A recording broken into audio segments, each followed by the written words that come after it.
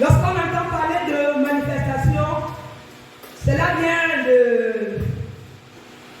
du verbe se manifester. Alléluia. Qui intitule simplement manifester quoi? La joie. L'action de manifester quoi? Une chose agréable, la jouissance, le bonheur, la paix. C'est pourquoi le mot paix est dans ce récit.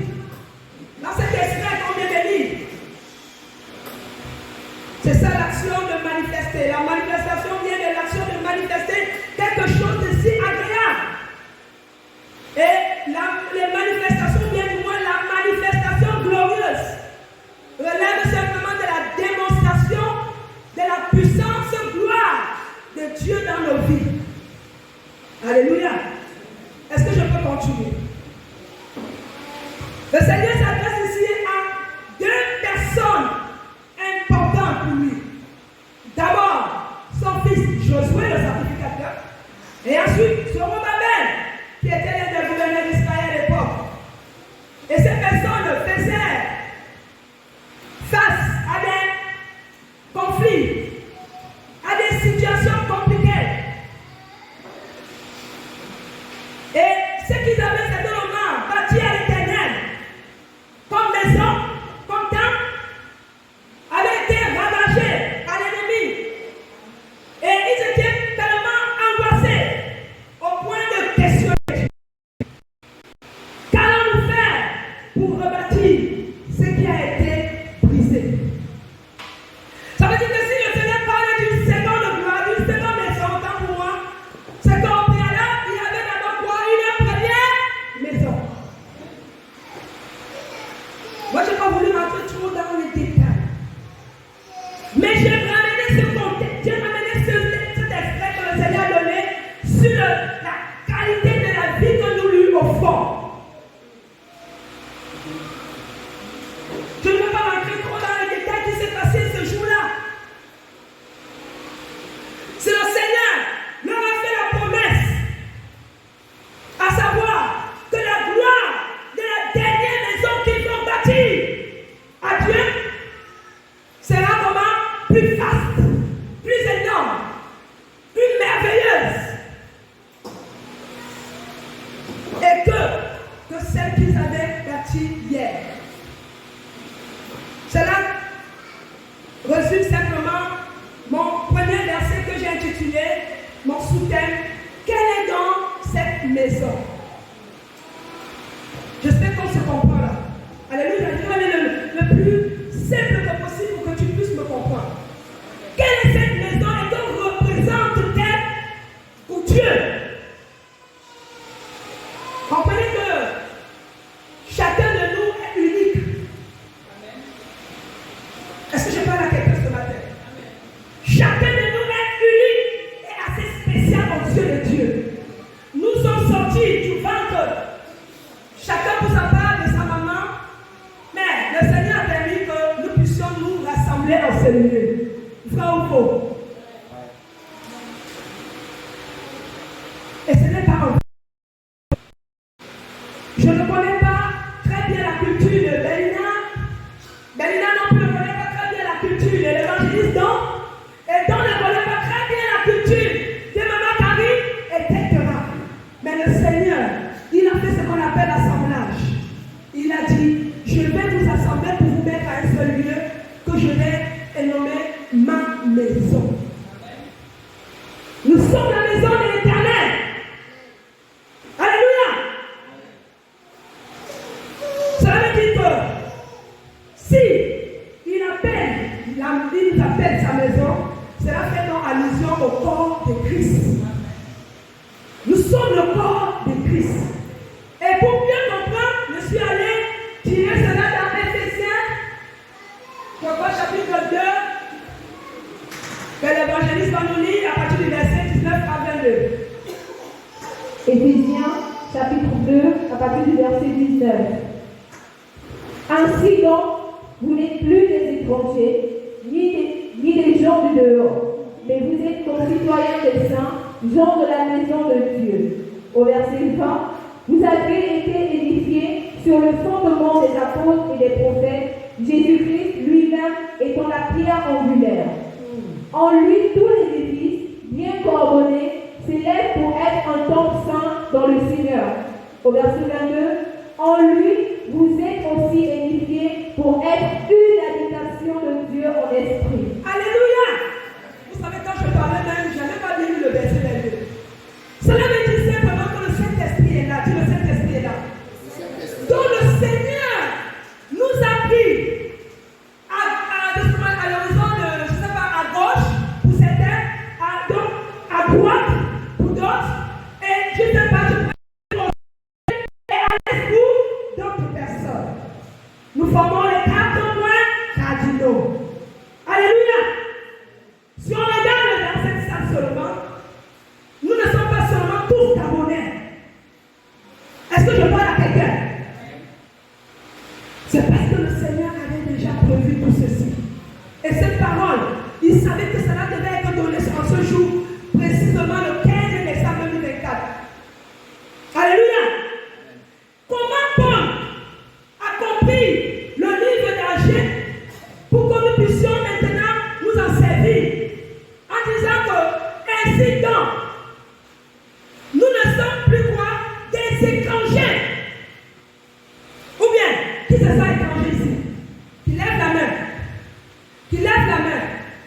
Quand on est en Christ, on n'est plus étranger. Est-ce que je parlais encore de Christ ce matin? Amen.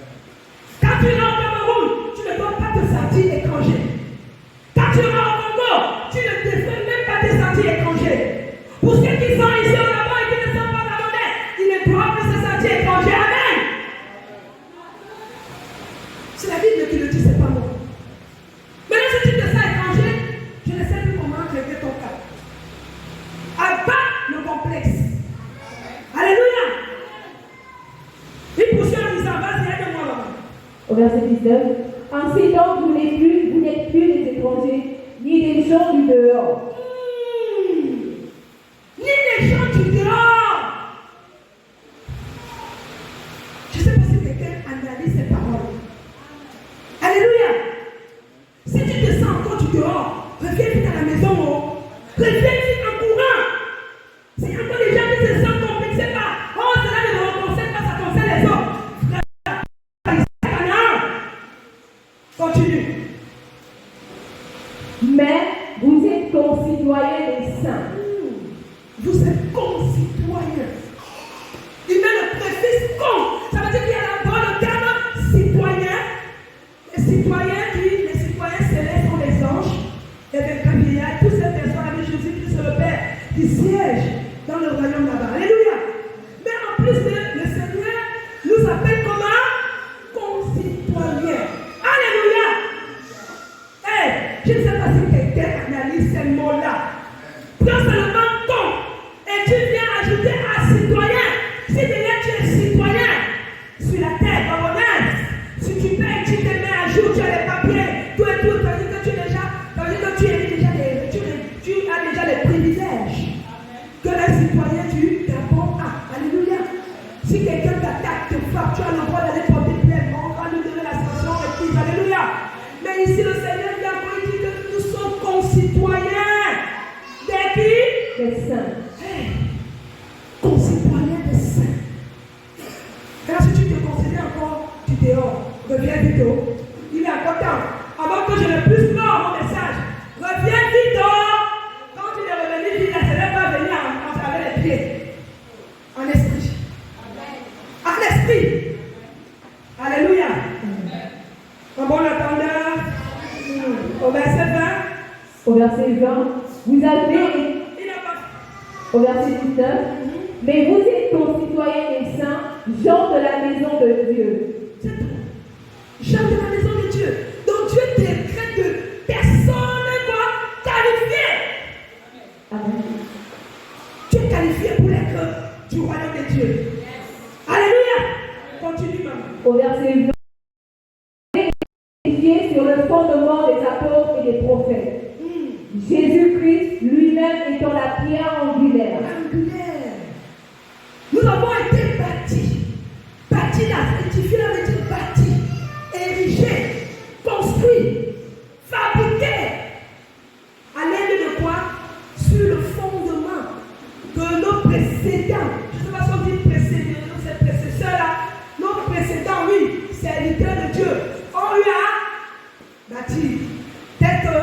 Moïse, Abraham, Daniel, David, Paul, Jésus, toutes ces personnes-là. Et nous venons maintenant, ils nous quittent de quoi? Au verset 20, vous avez été édifiés sur le fondement des apôtres et des prophètes, Jésus-Christ lui-même étant la pierre angulaire. De toutes ces personnes. Ça te dit compris toi. Ça veut dire que tu es dans la pierre angulaire de Jésus. Est-ce que quelqu'un me suit? Maintenant, c'est pourquoi je dis, si tu es dehors, ce message-là n'est pas pour toi. Si tu es du dehors, ce message-là n'est pas pour.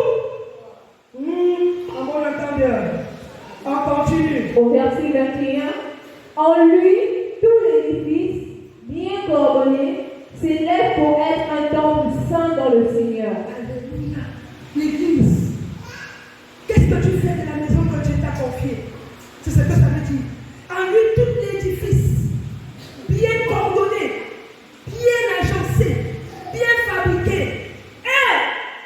Alléluia. Nous devons simplement tous ensemble élever le temple que Dieu nous a confié ici à Ouvert. Est-ce que je parle à quelqu'un? Terminons avec le verset 22. Au verset 22, en lui, vous êtes aussi édifiés pour être une habitation de Dieu en esprit. Alléluia. Vous êtes édifiés pour être une habitation. Dans la vie de ton corps, doit simplement être logé par l'Esprit de Dieu. C'est pourquoi Paul pouvait s'amuser dans 1 Corinthiens 3, verset 16. Que nous sommes le temple du Saint-Esprit. Nous sommes le temple dans lequel l'Esprit de Dieu habite. Est-ce que je parle à quelqu'un ce matin? Si le Saint-Esprit ne se loge pas en toi, ça veut dire que tu as laissé libre cours à l'esprit des démons. Alléluia! C'est ce que ça veut dire. Ou c'est l'Esprit de Dieu qui habite à toi, ou ce sont les démons. Et quand les démons logent en toi, nous connaissons la suite. Nous connaissons la suite. Nous avons perdu il y a quelques jours de cela un de nos fils, de notre voisin, le fils de notre voisin de Charbonnage. Au bord de mer, les deux enfants ont trouvé là, c'était le lieu. J'aurais dit quand il était plus petit, jouer avec ce dernier. Il est mort comme ça. À cause de quoi? La débauche, la désobéissance. Est-ce que je parle à quelqu'un? Est-ce que je parle à quelqu'un? On ne souhaiterait jamais voir un enfant partir à la fleur de l'âge ainsi. Non. Parce que quoi? Quand l'Esprit de Dieu n'est pas là, ce sont les démons maintenant qui travaillent. Quand tu observes cela, toi le parent, lève-toi, prise. Tu as ce pouvoir et cette capacité de faire revenir l'Esprit de Dieu dans l'habitation de ton enfant, dans le corps de ton enfant. Que ce soit lui, si ce n'est pas lui, c'est quelqu'un d'autre. Alléluia. C'est pourquoi, je crois plus loin au verset 10, il dira même que nous sommes en principe l'ouvrage. Et j'aime bien ce verset-là. Lui, un peu ça, verset 10 seulement. Car nous sommes, au verset 10, car nous sommes son ouvrage, ayant été créés en Jésus-Christ pour de bonnes œuvres, Alléluia. que Dieu a préparées d'avance afin que nous les pratiquions. Alléluia. J'aime ce verset. Agassi, est-ce que tu sais que tu es l'ouvrage de Dieu? Alléluia. Gaius, la jeunesse là, beaucoup de choses se passent dans la jeunesse. Mais faisons attention. Tu es l'ouvrage avant tout de l'Éternel. Ne l'oublie jamais. Alléluia. Alpha, tu es l'ouvrage de l'Éternel. Tu dois impacter ta génération avec la parole de Dieu. Et non le contraire doit se produire. Nous sommes l'ouvrage de l'Éternel. Créé en qui? En Jésus-Christ. Pour faire quoi? Accomplir. Accomplir quoi? Les mauvaises œuvres? Accomplir quoi? Les bonnes œuvres. Qui a fabriqué ces œuvres-là? Qui a donné ces œuvres-là? C'est Dieu. Il a préparé cela. La Bible dit qu'il a préparé cela d'avance pour que nous les pratiquions. Je comprendrai cela plus loin. C'est pourquoi il est impératif de refuser toute forme de lourdeur dans ta vie. Refusons ça, s'il vous plaît. Les temps sont mauvais. Si nous habitions sommeil, à la stagnation, on ne verra pas la gloire de Dieu ici. Et la seconde maison que nous voulons bâtir pour Dieu ne verra pas le jour. Nous sommes ce qu'on appelle la première gloire de Dieu, ici enfin. Est-ce que je parle à quelqu'un? Le Seigneur nous a fait quitter d'un lieu à un autre, d'une paix à neuf. Il nous a amené dans cette localité. Aujourd'hui, les gens peuvent bénéficier de cette grâce, de cette opportunité que le Seigneur nous a donnée. C'est pourquoi tu dois faire fi de cela. Tu dois bien gérer ce que le Seigneur t'a confié. Est-ce que je parle à une personne ce matin? Refuse la lourdeur, la paresse. Refuse le moindre effort. Fais quand même, essaye. Quand je vois l'église dans cet état, je ne suis pas contente. En tant que femme, je ne suis pas contente. Non.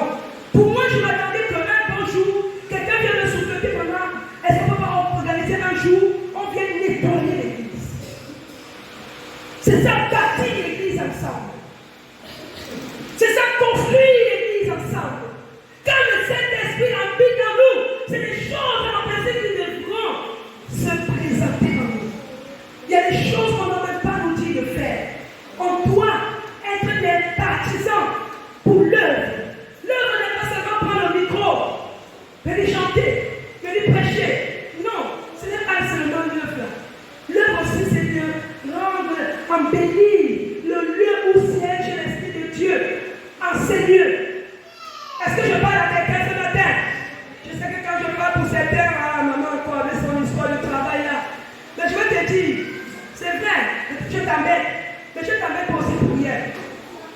Je t'embête pour te secouer. Je veux que tu te lèves et tu comprennes la raison pour laquelle le Seigneur t'a créé.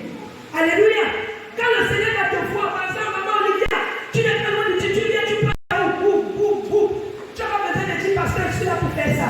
Quand on va venir, on va voir l'église, oh, le quartier est nettoyé, qui a fait ça? C'est les gens qui ont cherché. Les gens qui ont cherché qui a fait ça. Mais il y aura quelqu'un qui t'aura aperçu, maintenant en passant, qui va dire, oh, j'avais aperçu à maman là, tout seul, et qu'elle allait nettoyer le temple de leur église. Et c'est comme ça qu'on va parler. C'est comme ça le témoignage va se reprendre. Est-ce que je parle à quelqu'un ce matin? Apprenons à faire des choses qui attirent la gloire de Dieu. La gloire de Dieu ne s'attire pas seulement par la bouche, mais par les actes. Alléluia. Lèvons-nous et bâtissons ensemble. Parce que si nous voulons voir l'église de Canaan grandir, nous allons est-ce que nous voulons expérimenter la gloire de Dieu dans notre vie.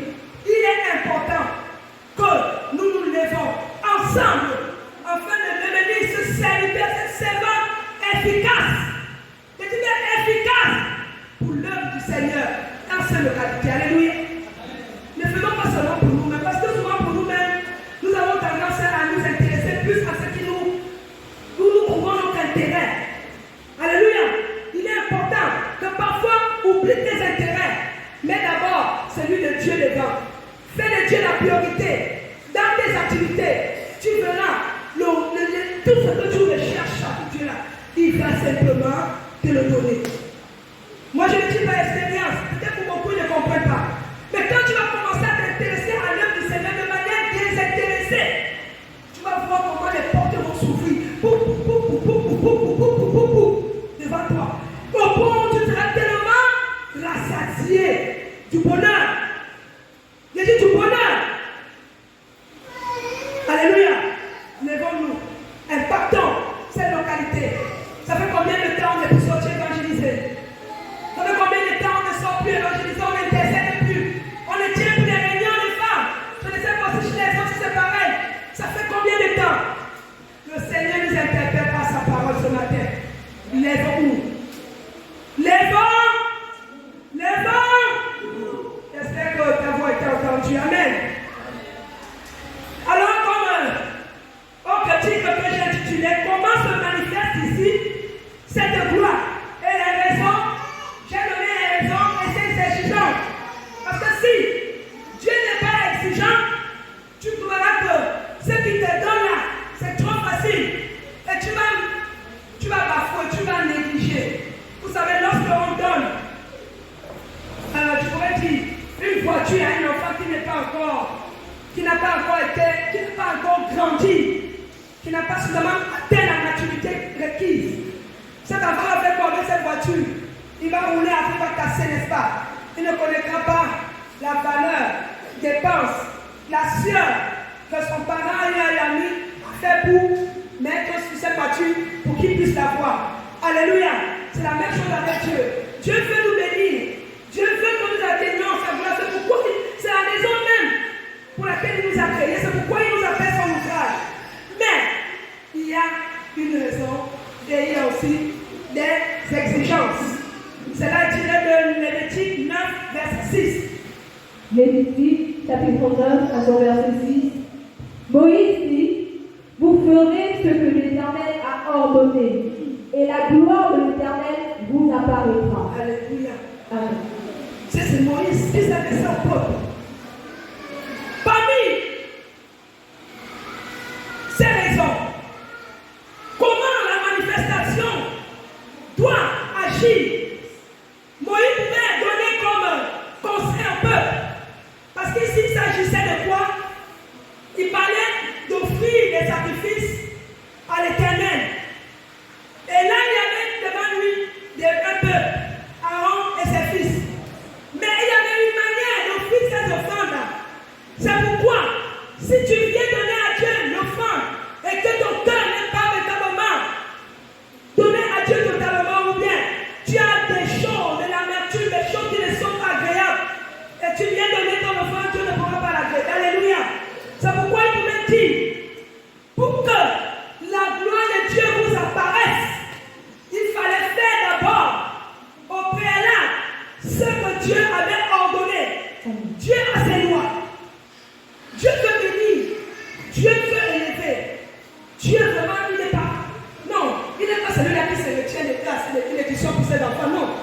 Il est tellement bon. La Bible dit qu'il est bon. Et sa miséricorde, tu l'as toujours. Mais qu'est-ce qui bloque? Esaïe 59 me dit, c'est à cause du péché qui crée cette séparation entre Dieu et nous. Mais si nous n'atteignons pas ce niveau, si nous n'écoutons pas les préceptes, nous ne mettons même pas en pratique la parole de Dieu, comment allons-nous espérer recevoir cette gloire? Comment allons-nous vivre ou exprimer la gloire que Dieu veut déverser à chacun de nous? Non, il faut respecter ses préceptes. Il faut marcher selon les voies que Dieu a tracées pour ses enfants. Alléluia. Soyons obéissants. Soyons obéissants pour expérimenter la puissante gloire de Dieu à cette nouvelle saison de 2025. Il faudrait que tu adoptes une nouvelle attitude. Parce que si tu rentres en 2025 avec les mêmes comportements, je ne pense pas que tu verras la gloire que tu t'attends à recevoir dans la seconde maison, dans ta seconde vie, pourra se manifester au grand jour. Non. Il faudrait que tu puisses d'abord vivre ce que le Seigneur attend de toi. Alléluia. Il faudrait d'abord vivre ce que le Seigneur attend de toi. Et vivre cela, j'ai compris que parmi les raisons, Dieu d'abord qui désire déverser en nous sa grâce, il demande premièrement d'offrir quoi? Des sacrifices. Il faut offrir un sacrifice digne à l'Éternel, agréable à l'Éternel. Alléluia. Alléluia.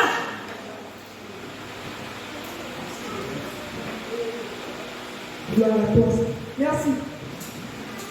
Dieu désire déverser sa grâce.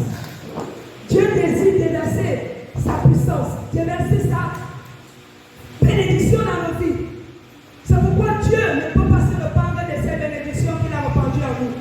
Mais pour que ces bénédictions-là se manifestent glorieusement en nous, de manière à ce que nous soyons un sujet d'impact pour les autres, il est important d'abord que nous sachions offrir quelque chose de bien agréable à Dieu. Si déjà même tu as du mal c'est l'action de grâce que tu donneras? Est-ce que ce sont les prémices qui seront données, je crois, on doit commencer à la fin du mois de janvier 2025 qui aura lieu? Est-ce que même tu as du mal à donner ta dîme? Je ne sais pas. Mais Dieu te dit ce matin, donne le meilleur. Si tu veux voir, si tu veux expérimenter sa toute puissance glorieuse dans ta vie, donne ce qui te sert de bien. Abraham a fait avec son fils Isaac. Et Dieu a vu le cœur honnête du père. Il a dit non, Abraham, ne le fais pas. Ne tue pas ton enfant. Ton unique fils en plus, ne le fais pas. Mais j'ai prévu une offrande là. Le bélier qui est là, tu vas le tuer, tu me donneras en sacrifice. Ce que nous sommes aujourd'hui incapables de le faire. Nous ne pouvons même pas donner le minimum à Dieu. En plus forte raison, donner le meilleur, de donner ce qui est trop important pour nous à Dieu. Mais c'est là qu'on commence même le début de la gloire. Si nous n'arrivons pas à donner de notre temps, si nous n'arrivons même pas à disposer de notre temps pour Dieu, comment pouvons-nous espérer recevoir cette gloire? Non. Et nous vivons toujours la même première gloire que nous avons eue au début. Et cette gloire ne va même plus s'exprimer, elle restera là. Parce que Dieu ne se répand pas de sa gloire. Non, il ne se répand pas de sa bénédiction. Mais ce que Dieu veut donner ce matin à son église, il veut bénir. Comme ce qu'il avait fait hier, il veut donner au-delà. Il veut donner au-delà. Ne soyons pas les personnes limitées. Ne nous complaisons pas à ce que nous avons, nous, ça suffit. Là où je suis devant vous, moi j'en fais toujours. Moi j'en fais toujours, je vais encore. Et je l'exprime devant Dieu, ce n'est pas devant un homme. Mes besoins, Dieu connaît. Je n'ai pas besoin de pleurer devant un homme, même pas devant mon mari. Mes besoins, Dieu connaît. Et je dis, Seigneur, tant que je te sers, je continuerai à compter et espérer en toi. Amen. Si tu as fait pour la première gloire, tu feras pour la seconde. Alléluia. Je veux que nous réfléchissons comme ça, désormais. Alléluia. Donc la première raison, comme je l'ai intitulé, il faut offrir un sacrifice agréable à Dieu. J'ai pris le cas de Salomon. Vous voyez, cela c'est tiré de 2 Corinthiens 5, 13, 14. Et c'est un peu de nous dire cela. 2 Corinthiens 5, verset 13, 14. En effet, si je suis hors de sang, c'est mon Dieu. Si je suis de bon sang, c'est mon Dieu. Au verset 14, car l'amour de Christ nous prêche, parce que nous estimons que si un seul... Non, 2 Chroniques, excuse-moi. 2 Chroniques, chapitre 5, verset 13, 14. Il s'agit ici de la dédicace de l'alliance, de l'alliance que Salomon offrit à Dieu. 2 Chroniques, chapitre 5, verset 14. Les sacrificateurs ne peuvent pas y rester pour faire le service à cause de la nuée, car la gloire de l'Éternel remplissait la maison de Dieu. Suivez bien. On m'a remis encore au verset. Ils n'ont pas compris. 2 Chroniques, chapitre 5, verset 14. 13 d'abord, 13. Verset 13 à 14.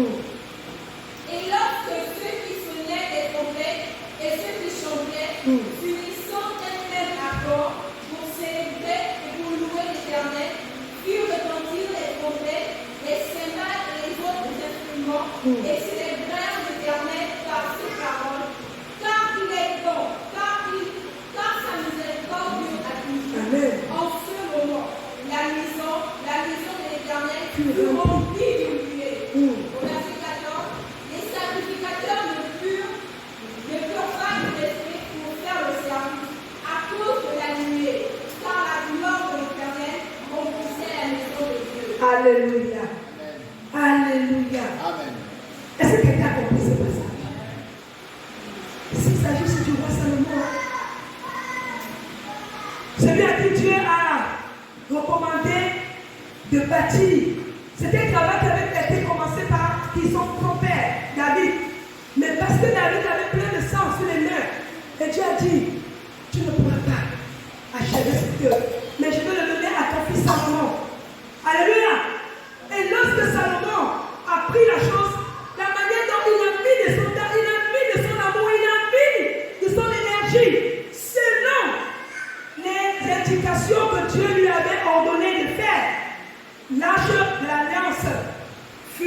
accompli. Alléluia. Fut atteint. Et maintenant, pour dédicacer ce temple, en tout cas, il a fallu qu'il mobilise tout le peuple. Tout le peuple. Que dans ce peuple-là, que tu sois païen, que tu sois anglican, que tu sois catholique, que tu sois protestant, que tu sois, je ne sais pas, église de réveil, toutes ces personnes-là étaient réunies autour de Salomon. Pour faire quoi? Célébrer. Pour rendre honneur à l'arche de l'alliance que Salomon avait bâti en l'honneur de Dieu. Alléluia. Et cela se fit avec des pas de danse, des célébrations, afin que l'on reconnaisse jusqu'à nos jours. Cela existe. Dieu a été là et Dieu continue à être là. Alléluia. Ça vous dit, il y a des choses que tu ne dois pas négliger. Si Dieu te demande de faire, il y a des choses que Dieu t'a demandé de faire pour son œuvre. Mais tu hésites. Tu regardes à toi. Tu regardes les moyens. Tu regardes je ne sais pas quoi. Mais est-ce que tu as commencé avant de ne pas t'aider? Alléluia. Alléluia. Salomon qui était, on dit c'est quelqu'un non seulement qui était immensement riche, mais il a demandé une seule chose à Dieu pour diriger son royaume. Qu'est-ce qu'il avait demandé à Dieu? Il demandait quoi?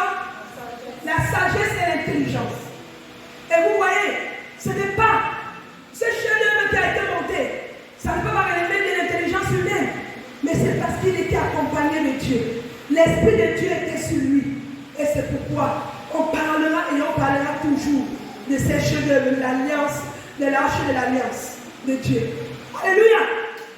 Nous allons, comme deuxième point, toujours dans les exigences et les raisons, j'ai relevé qu'il faut vivre dans l'obéissance. Vivre dans l'obéissance tout en mettant en pratique la parole de Dieu.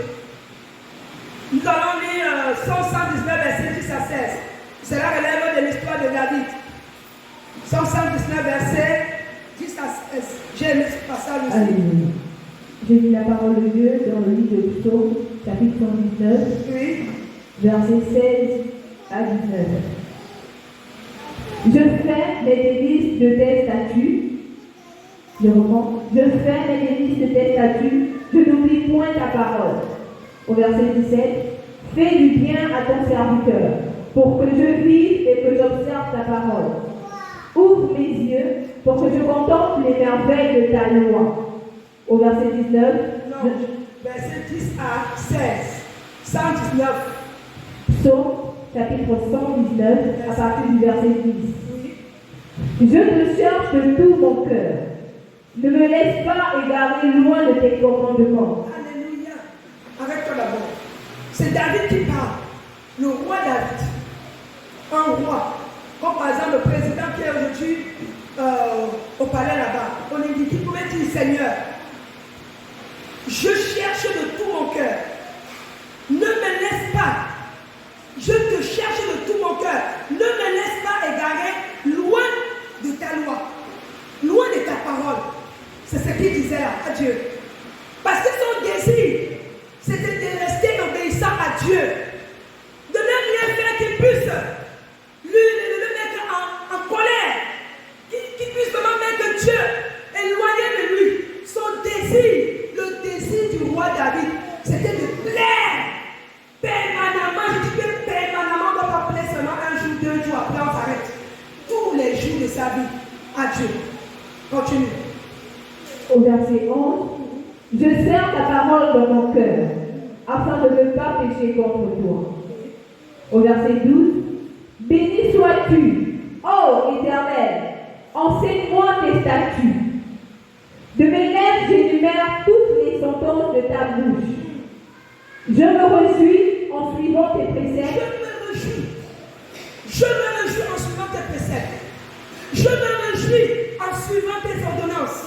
Je me réjouis en respectant tes principes. Est-ce que quelqu'un peut dire ce matin, Seigneur, je veux me réjouir en suivant ta parole?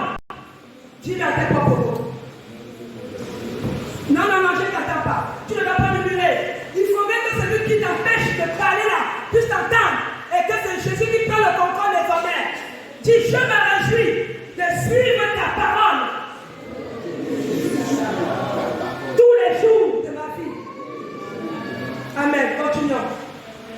Au verset 14, je me réjouis en suivant tes préceptes, comme si je possédais tous les trésors. Vous voyez, il trouve son bon trésor dans la parole. Est-ce que quelqu'un comprend ça? David a compris que s'il s'intéresse à la parole de Dieu, il a tout. Ce n'est pas comme ces télés qui sont un peu une belle chaussure, peut-être qui a coûté, je ne sais pas, 50 000. Ils pensent qu'ils ont tout. Ils pensent qu'ils ont tout. La chaussure là, tu vas marcher 2 jours après, c'est foutu. La voiture là, tu as acheté. Tu peux aller rouler, pas de arriver là, c'est fini. Le moteur arrête de tourner, c'est fini. Où tu pars, tu vas casser, c'est fini. Ce n'est pas ça le trésor. Dis mon trésor, c'est la parole de Dieu. Dis mon trésor, c'est la parole de Dieu. Alléluia. Poursuivons. Au verset 15, je médite tes ordonnances, j'ai tes sentiers sous les yeux. Au verset 16, je fais mes délices de tes statuts, je n'oublie point ta parole. Alléluia. J'ai bien cette partie-là, le verset 7. Je fais mes délices de tes statuts. Alléluia. Et je n'oublie point ta parole. Je fais de mes délices ta parole. Je fais tout ce qui m'est agréable ta parole. Ça veut dire qu'avec tout ce qu'il avait au palais là-bas, vous connaissez comment ces gens-là sont. Ils sont munis de l'or, l'argent, tout ce qui est richesse.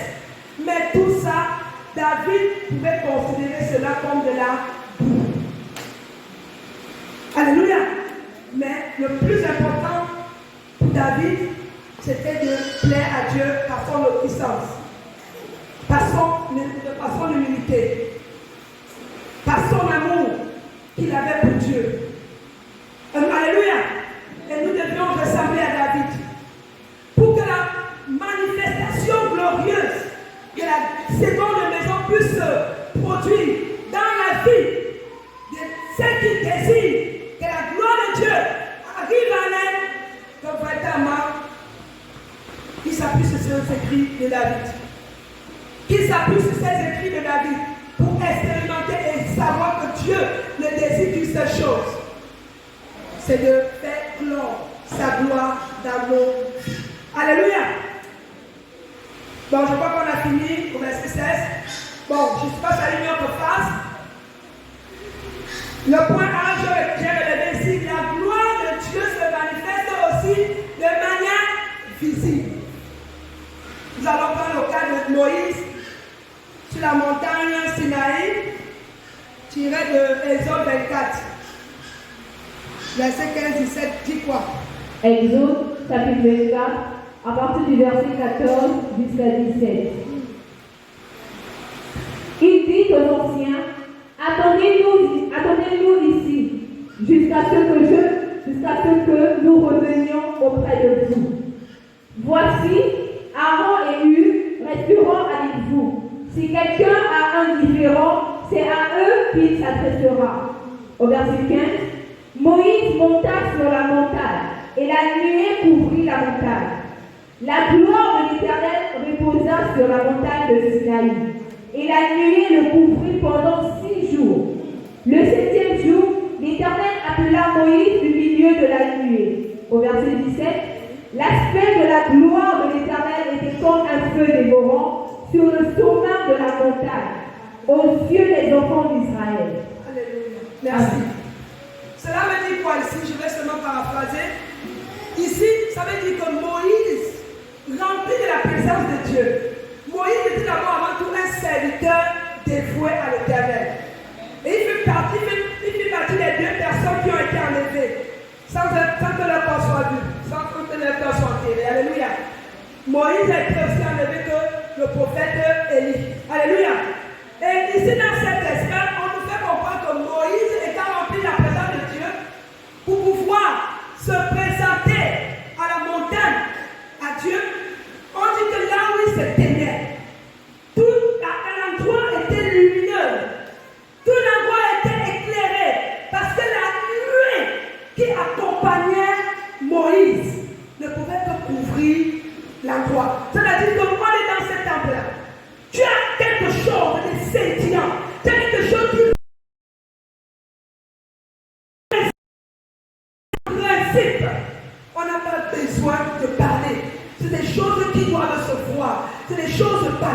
Et c'était le cas de Moïse.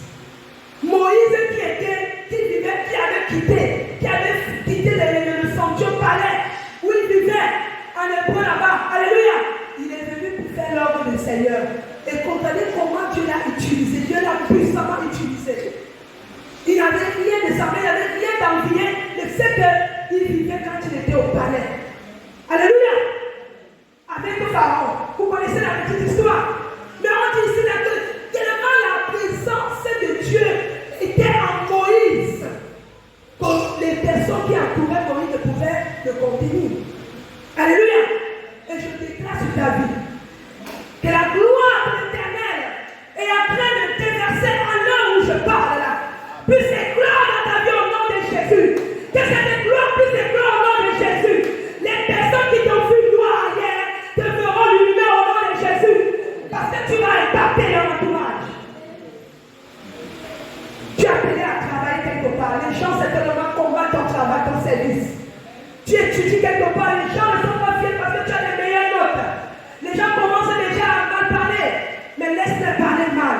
Mais parce qu'ils ne savent pas ce que tu es en train de faire. Dis-le seulement que ça serait bien comparé à ce que le Seigneur est sur le point de faire. Il est sur le point d'accomplir pour moi. Au nom de Jésus. Amen. Parce que Dieu a promis. Fais éclore ta deuxième maison. Et cette maison, c'est toi. C'est toi et moi. Alléluia. Il ne faudrait pas que tu rentres en 2025 avec les mêmes craintes habituels. Je dis non. Ces habitudes-là, tu dois les tuer, tu dois les abandonner en 2024. Je refuse ça. Les gens, quand ils ne sont pas d'accord, quand on donne une décision, on prend une décision dans un groupe, ils ne sont pas d'accord, ils emmènent les autres à les suivre là. Je viens tuer cela au nom de Jésus. On ne doit pas te suivre dans le négatif. On est fait pour vivre en équipe soudée. L'église, c'est ça. On n'est pas là pour combattre. Si tu combats l'homme de ton responsable, tu es en train de combattre Christ. Et tu n'es pas chrétien. Tu es la Jézabel. Et Dieu doit te disqualifier du milieu. Alléluia. 2025, je déclare sur la vie des Canaan. Nous sommes tous des Canaan. Nous sommes des porteurs des pattes de la puissance, gloire de Dieu en nous.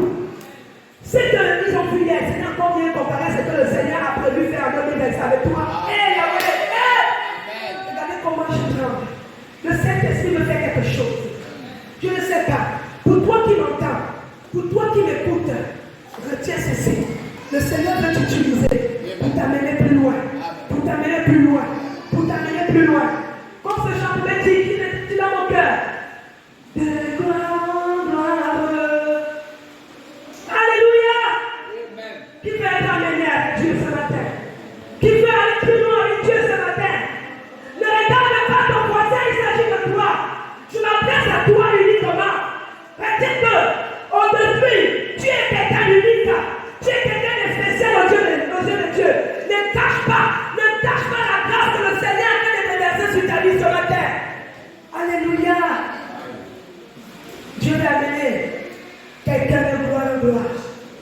Tu n'es pas appelé à stagner. Tu n'es pas appelé à rester sur place.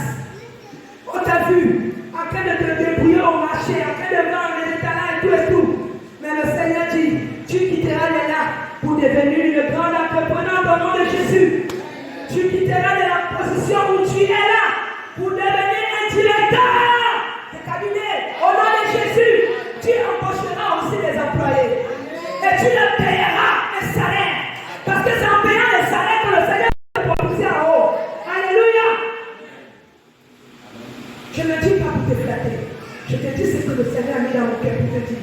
Alléluia. Pour quiconque écoute.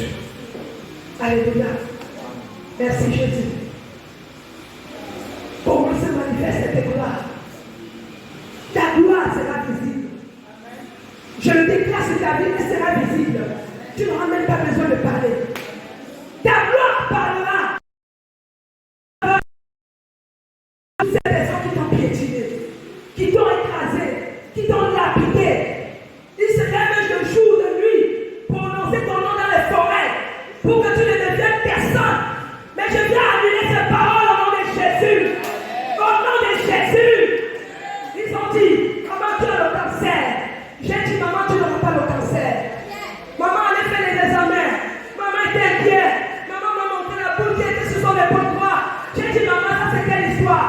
tu ne mourras pas de ça.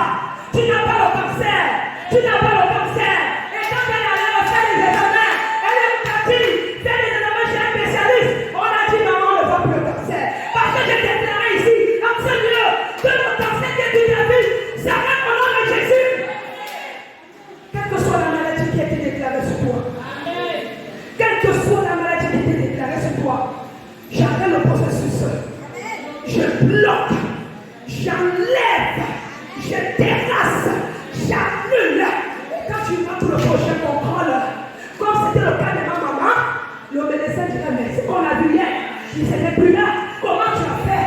Comment tu as fait? Tu diras, c'est mon Jésus. C'est mon Jésus. Tu n'auras pas besoin de subir une intervention chirurgicale. Il y a des gens que je connais, ils sont déjà passés peut-être à 10 fois au bloc pour le même problème. Dans ton oubli l'aiguille, dans ton oreille on allait toucher la veine, dans ton, je t'assure, tous ces derniers temps, le Seigneur me met face à des personnes qui souffrent, des maladies bizarres, jusqu'aux enfants. L'enfant se lève dans le matin, l'enfant ne marche plus. L'enfant est devenu tablé. C'est quelle histoire? C'est quelle histoire? Après c'est la belle-sœur qui me dit, on ne comprend bien, le médecin ne voit plus. Maman, comme il ne voit plus là, c'est bien. Mais le Seigneur est en train de préparer quelque chose qui est sur le point de t'arriver. Tu vas sortir de cette maladie au nom de Jésus. Au nom de Jésus. J'ai été mandaté pour venir te déclarer cette parole. Si tu le crois, tu vas te lever et dire Amen. Je le déclare sur ta vie, tu le dis Amen. Je ne te ferai pas malade. Je n'irai pas faire les histoires de bloc. Ça m'est assez. Ça m'est assez. Viens dernière partie. On va finir par là. Vive la gloire de Dieu. C'est posséder en soi toute la gloire, toute la plénitude pour accomplir efficacement ton service. Lisons rapidement Ephésiens, on termine par là. Ephésiens 1, verset 11 à 14, dis quoi? Éphésiens chapitre 1, du verset 11 à 14. En lui, nous sommes aussi devenus héritiers. Écoutez bien ceci. Ne soyez pas discrets, s'il vous plaît. Maman dit aussi posément que possible. Vas-y. En lui, nous sommes aussi devenus héritiers, ayant été prédestinés suivant la résolution de celui qui opère toutes choses d'après le conseil de sa volonté. Au verset 12, afin que nous servions à la louange de sa gloire, nous qui d'avance avons espéré en Christ.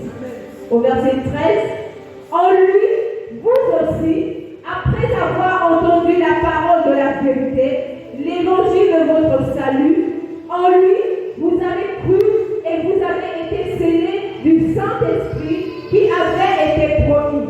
Au verset 14, lequel est un gage de notre héritage pour la rédemption de ce que Dieu s'est acquis à la louange de sa gloire. À la louange de sa gloire. Amen. Amen. Comment quand Dieu joue que Jésus est souffert d'une douleur quelconque dans son corps. Mais si tu es héritier, si tu es devenu héritier comme lui, tu as été prédestiné, comme il le dit ici là, suivant la résolution de celui qui opère toutes choses d'après le conseil de sa volonté. C'est-à-dire que Dieu forme les conseillers. Il demande conseil. Il est avec ses conseillers, les vieillards que vous connaissez là, les anges qui sont autour. Il dit, mais maintenant, si on prend Maman Karine,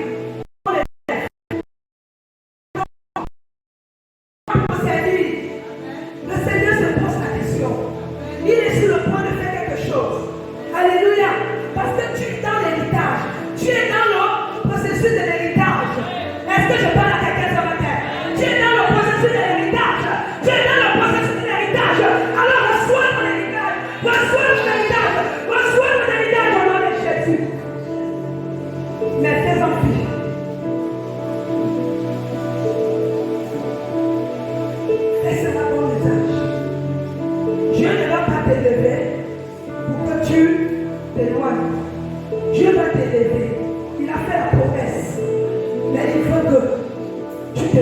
corps.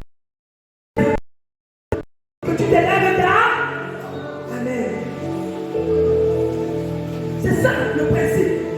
Ça fait partie de cette exigence. Alléluia. Afin que nous servions à la louange et de sa gloire. Et nous qui d'avance avons espéré à Christ, en lui, vous aussi, après avoir entendu moi la parole de la vérité, l'évangile de votre salut. Oui, parce que Dieu est prédestiné pour le salut. Alléluia. Si tu ne te considères pas de celui dans la maison, comme il dit, si tu te considères comme celui de dehors là, vraiment, fais vite, je termine dans quelques minutes. Il me reste peut-être 2-3 minutes. Prie déjà, Seigneur, je veux faire partie de ta maison pour bénéficier de cet héritage que tu as fait de déverser dans ton peuple. Alléluia.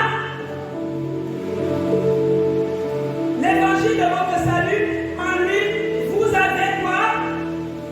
En lui, vous avez cru et vous avez été scellés. Est-ce que quelqu'un comprend? Scellés par qui? Scellés du Saint-Esprit. Comment tu peux être scellé du Saint-Esprit et tu vas vivre comme quelqu'un qui n'a rien? Moi, je ne comprends pas. C'est paradoxal ou bien? C'est paradoxal ou bien? Alléluia. Tu ne peux pas être scellé de la présence de Dieu en toi et tu vis comme un clochard. Tu vis comme quelqu'un, je ne sais pas, qu'on n'a rien, comme quelqu'un de nul. Non. Alléluia.